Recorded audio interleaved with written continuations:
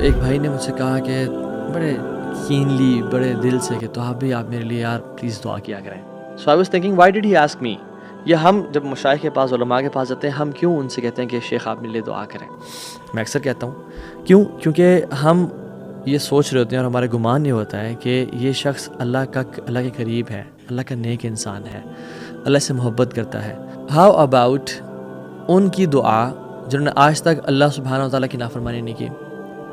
their worship is constant and uninterrupted. Definitely انسان تو ایسا نہیں ہو سکتا انبیاء کے علاوہ. تو I am talking about angels. حدیث میں کیا آتا ہے کہ جو شخص نماز کے لیے آتا ہے اور وہ مصلی کی جگہ پہ بیٹھا رہتا ہے، اور یہ نماز سے پہلے بھی اور بعد میں بھی ہے، یعنی وہ مسجد میں آیا اور آدھے ہی ہمیں نہیں بیٹھنا چاہیے، رادر تحیۃ المسجد پڑھنی چاہیے جو 2 رکعتیں ہیں، ٹھیک ہے، پڑھ کے انسان بیٹھ جائے اور پھر اس کے بعد نماز کے لیے کھڑا ہو، نماز پڑھ کے دوبارہ بیٹھے رہا اس جگہ پہ. حدیث میں آتا ہے کہ جب کوئی شخص آتا ہے مصلی پہ بیٹھا ہوتا ہے تو اینجلز اس کے لیے دعا کر رہے ہوتے ہیں. اور کیا دعا کرتے ہیں؟ اللہم اغفر لہ ورحمہ، یا اللہ اس کو معاف کر دے، اس پہ رحمت نازل کر، یا اللہ اس کو معاف کر دے، اس پہ رحمت نازل کر. ایز لانگ ایز وہ شخص اپنا وضو نہیں توڑتا اور اس جگہ پہ بیٹھا ہوتا ہے، اینجلز اس کے لیے دعا. امیجن ایک شخص نماز پہ بیٹھا ہوا ہے، فجر سے لے کے اشراق تک بیٹھا ہوا ہے، ظہر سے عصر تک بیٹھا ہوا ہے، یا 10 منٹ بیٹھا ہوا ہے، کانسٹنٹلی اینجلز اس کے لیے وہ دعا کر رہے ہوتے ہیں. So think before moving from that place. Make sure کہ آپ اپنی جگہ سے جلدی نہ اٹھیں. کوئی چھوٹا موٹا کام آپ کو اٹھا نہ دے.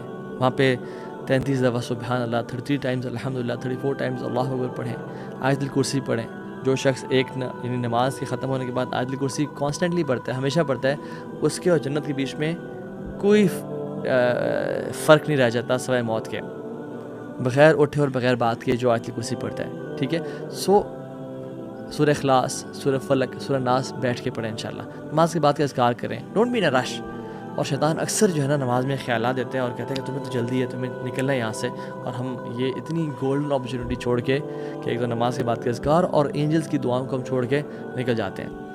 دے are here to make dua for us, اور ہم کہتے ہیں کہ نہیں تمہاری دعا کی ہمیں ضرورت نہیں ہے. اس کمرشلزم کے دور میں، اس سائنٹزم کے دور میں اور اس فزسزم کے دور میں جس میں ہر چیز ٹینجیبل ہے اور میٹیریل ہے، اور ہم جو ہمیں دکھتا ہے وہی بکتا ہے، ہم وہی کام کرتے ہیں جو ہمیں نظر آتا ہے، کیونکہ سبحان اللہ جو ریوارڈ جو ہے نا ہم چاہتے ہیں امیجیٹلی ہر چیز کا، وی وانٹ امیجیٹ ریوارڈز.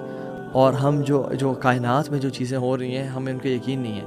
یہ کام وہی شخص کر پائے گا جس کو یقین ہے کہ یہ کام کرنے سے الذین یؤمنون بالغیب، غیب ہے جس کا یقین ہے، یہ کام کرنے سے اللہ کے ملائکہ میرے لیے دعا کریں گے، اور یہ قرآن اور اوتھینٹک احادیث سے ثابت ہے.